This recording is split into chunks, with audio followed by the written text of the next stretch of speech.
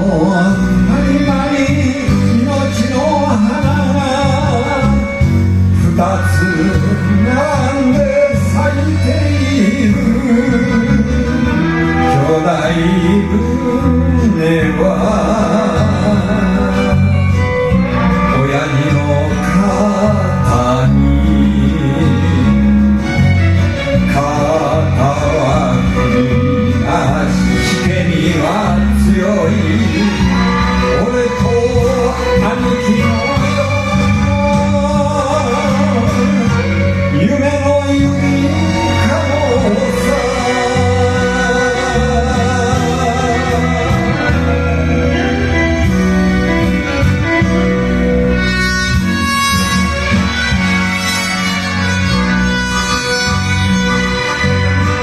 丘に上がって酒飲む時はいつも張り合う恋敵けれども昨日両場につけばやけに気の合う兄弟かもね力合わせてよ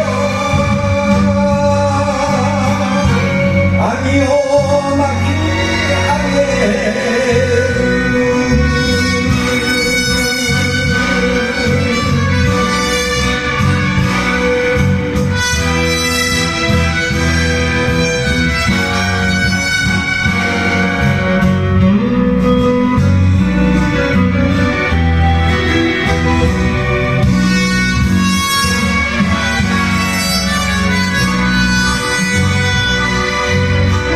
たった一人のおふくろさんに楽な暮らしをさせたくて兄弟船は真冬の